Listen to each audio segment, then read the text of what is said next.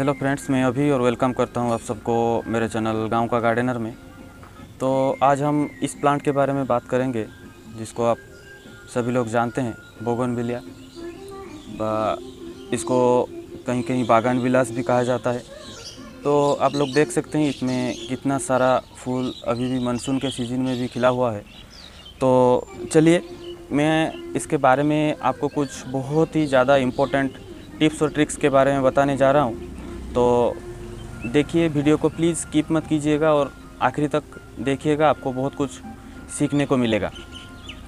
तो बोगनविला में पहली बात है आपको कि उसका पॉट हम कैसा लें, उसका सॉइल मिक्सचर कैसा होना चाहिए, उसमें हम क्या फर्टिलाइज़र दें।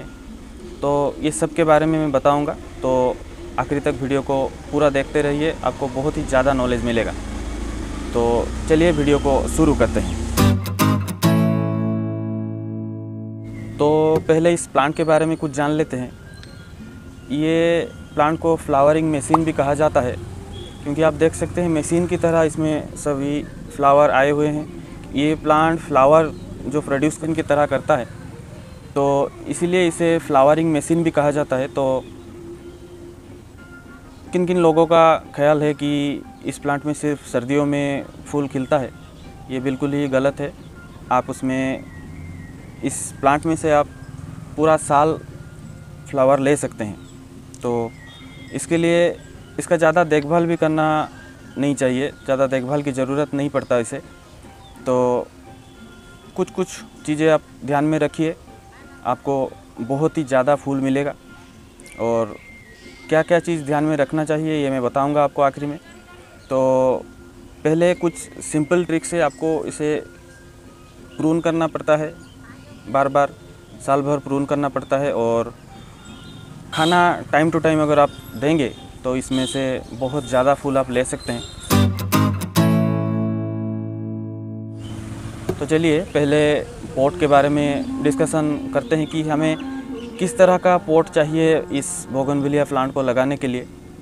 पहले बात, आप कभी भी ज़्यादा बड़ा पॉट इसे मत दीजिए। अगर आप कटिंग से ग्रो किए हुए प्लांट को लगाना चाहते हैं तो मैक्सिमम 6 इंच का पॉट में लगाइए और साल 1.5 साल इसी में ही ग्रो होने दीजिए।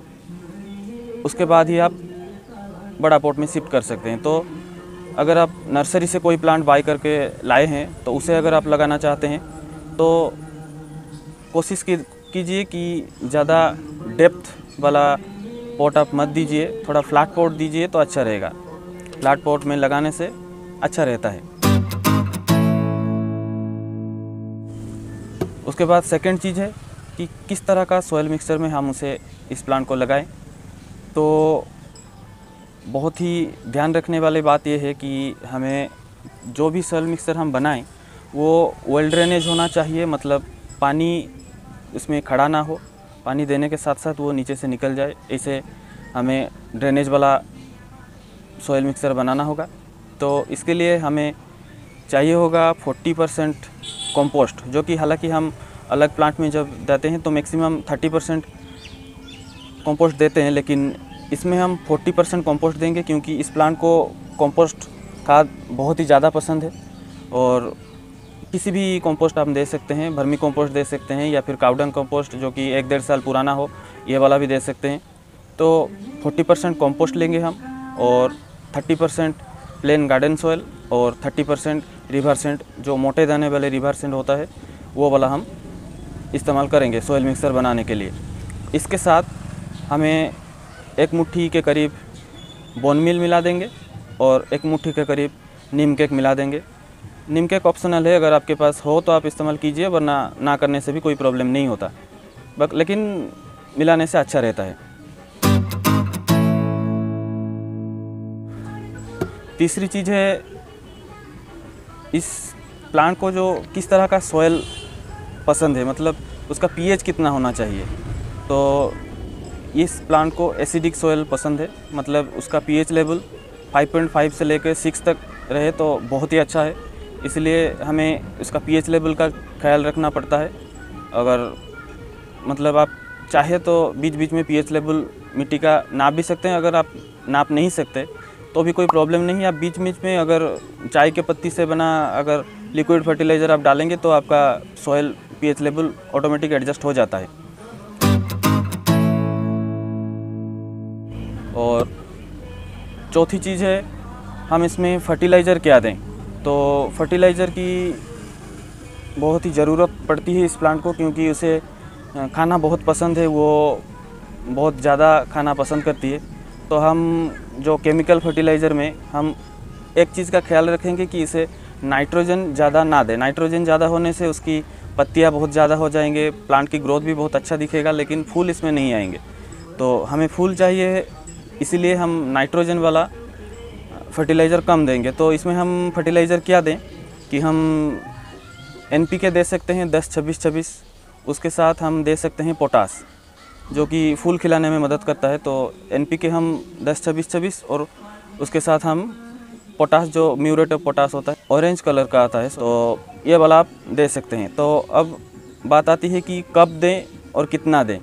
तो अगर आपके इसी छोटे साइज़ के पॉट में लगा हुआ है 6 इंच या 8 इंच, आप हाफ़ टी स्पून पोटास और 4 से 6 दाने NPK 10-26-26 के आप दे सकते हैं। और अगर आप चाहते हैं कि आप केमिकल फर्टिलाइज़र इस्तेमाल ना करें, तो इसके लिए आप कंपोस्ट भी दे सकते हैं, मतलब कोई भी कंपोस्ट हो सकता है। आप कावडंग कंपोस्ट दे सकते हैं या वर्मी कंपोस्ट दे सकते हैं। तो कितना दें, आप 20 दिन में एक बार 1 मुट्ठी इसमें कंपोस्ट दे दें, और वही 20 दिन में एक बार आप जो सरसों की खली है उसको आप 2-3 दिन पानी में भिगो के, इसको भी आप सरसों की खली का जो लिक्विड फर्टिलाइज़र होता है उसको भी आप दे सकते हैं। तो नेक्स्ट है, हम इसको प्रूनिंग कब करें। तो प्रूनिंग हम साल भर ही प्रूनिंग कर सकते हैं। मतलब अभी इसमें फूल खिल रहा है, फूल खिल के ख़त्म हो जाएगा, उसके बाद हम इसको यहाँ से प्रून कर देंगे। प्रून करने से वहाँ से 2-3 ब्रांचेस और निकलेंगे और उसमें ज़्यादा से ज़्यादा फूल आएंगे। तो प्रून करना बहुत ही ज़रूरी होता है। तो इसीलिए आप प्रून ज़रूर करिए। प्रून करने से आपका प्लांट बूसी भी होगा और इसमें ज़्यादा से ज़्यादा फूल भी आएंगे। तो नेक्स्ट आती है कि हम इसका रिपोर्टिंग कब करें। तो पहली बात देखिए, इस प्लांट को रूट बाउंडिंग जो है वो बहुत ज़्यादा पसंद है। तो इसीलिए जब तक इसका रूट बॉल बहुत ही अच्छे से ना हो, मतलब रूट बाउंड बहुत ही ज़्यादा ना हो जाए, तब तक हम उसे रिपोर्टिंग नहीं करेंगे। और रिपोर्टिंग कब करेंगे, उसका सीज़न क्या है। रिपोर्टिंग हमें, आप चाहे तो फरवरी से शुरू से लेकर मार्च के 15 तारीख तक, मतलब मार्च के आधे महीने के अंदर आप रिपोर्टिंग कर सकते हैं। और एक महीना है अक्टूबर के महीना, तभी भी आप रिपोर्टिंग कर सकते हैं। और एक चीज़ ध्यान में रखना पड़ता है कि अगर आप 6 इंच के पॉट में इस प्लांट को लगाए हुए हैं और आप उसे रिपोर्ट करना चाहते हैं, तो 6 से ज़्यादा 8 इंच के पॉट में आप इसे रिपोर्ट कीजिए। और तभी आप इसकी रूट को बिल्कुल ही छेड़छाड़ मत कीजिए, उसका रूट बाउंड जैसा है ऐसे ही रहने दीजिए। और उसके बाद अगर 6 से 8, 8 से 10, 10 से 12 आप ऐसे ही करते रहिए। अगर 12 में अगर आपका रूट बाउंड हो जाता है, तभी आप उसे निकाल के रूट को अच्छे से प्रूनिंग करके फिर से 8 इंच के पॉट में डाल सकते हैं। ऐसे करने से इसका फूल की कमी नहीं होगी, क्योंकि रूट बाउंड होने के बाद ही ये प्लांट फूल देता है। ठीक है। इसके बाद आता है सनलाइट। इस प्लांट को कितना सनलाइट चाहिए, हम इसको किस तरह का सनलाइट में रख सकते हैं। तो इस प्लांट को आप डायरेक्ट सनलाइट में रख सकते हैं। इस प्लांट को आप 6 से 8 घंटे डायरेक्ट सनलाइट में रखिए, कुछ प्रॉब्लम नहीं होगा, प्लांट नहीं मरेगा, नहीं जलेगा। तो इसलिए इसको 6 से 8 घंटा डायरेक्ट सनलाइट चाहिए फूल प्रोड्यूस करने के लिए। इसके बाद है इंसेक्टिसाइड या पेस्टिसाइड। इस प्लांट में ज़्यादातर कोई कीड़े मकोड़े नहीं लगते, इसीलिए अगर आपके कोई कीड़े मकोड़े लग रहे हैं तो आप नीम ऑयल को 1 ml 1 लीटर पानी में मिला लीजिए।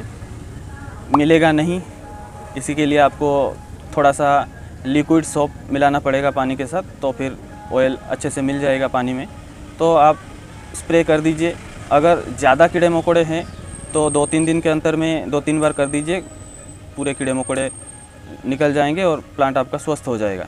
एक चीज़ का ध्यान आपको रखना पड़ेगा कि जो मानसून का सीज़न आ रहा है, अभी मानसून चल रहा है तो बारिश लगातार हो रही है, तो बारिशों में इस प्लांट में फंगस अटैक हो जाता है, उसकी जड़ों में फंगस लग जाते हैं। आप जो सरसों की खली आप इस्तेमाल करना चाहते हैं ऑर्गेनिक फर्टिलाइज़र की तरह से, तो इसमें आप इस मानसून के सीज़न में बारिशों में कभी भी आप इसमें liquid mustard cake fertiliser use मत कीजिए, क्योंकि फंगस लगने का डर रहता है, प्लांट मरने का चांस रहता है। तो अगर आप फिर भी liquid mustard cake fertiliser use बिना किए भी अगर आपको लगता है कि फंगस का अटैक होगा, तो आप एक काम कीजिए, हफ्ते 10 दिन में एक बार फंगीसाइड, कोई भी फंगीसाइड 1 चम्मच 1 लीटर पानी में मिला के उसमें स्प्रे कर दीजिए, पत्तों में भी और पॉट में भी, पॉट की मिट्टी में भी, तो कोई भी प्रॉब्लम प्लांट को नहीं होगा। सबसे इम्पोर्टेंट वाटरिंग, इस प्लांट को हम किस तरह से वाटरिंग करेंगे, तो इस प्लांट को हमें बहुत ही कम पानी देना होगा। मतलब इस पॉट के मिट्टी जब तक 1.5-2 इंच बिल्कुल ही सूख ना जाए तब तक हम इसमें पानी नहीं देंगे, ठीक है। तो जब भी पानी देंगे तो कितना पानी देंगे, जब तक जैसे हम दूसरे प्लांट में देते हैं जितना पानी देते हैं उससे आधा पानी इसमें देंगे। और हो सकता है पानी कम देने से उसका जो ऐसे डाली है वो नीचे आ जाए, पत्ते झुक जाए, कोई डरने की बात नहीं। आपको प्लांट को कुछ खतरा नहीं होगा, आपके प्लांट अच्छा रहेगा, पानी देने के बाद फिर से ठीक हो जाएगा। तो डरिए मत, ज़्यादा पानी मत दीजिएगा। तो बस आज के लिए इतना ही। और अगर आपको वीडियो अच्छा लगा हो तो प्लीज़ लाइक कीजिएगा और अपने दोस्तों के साथ शेयर कीजिएगा। और आप लोग अगर मेरे चैनल में नहीं हो तो प्लीज़ चैनल को सब्सक्राइब करके जाइएगा, पास वाले बेल आइकन को भी दबा दीजिएगा, ताकि मेरे जो भी अगले वीडियो आए तो आपको उसका नोटिफिकेशन पहले मिले। और मन में कोई भी सवाल हो तो आप मुझे कमेंट करके पूछ सकते हैं। थैंक यू वीडियो को आखिरी तक देखने के लिए। आपका बहुत ही इम्पोर्टेंट टाइम इस वीडियो को देखने में आप दिए, इसीलिए बहुत बहुत शुक्रिया। तो प्लांट लगाइए, खुश रहिए। Thank you so much.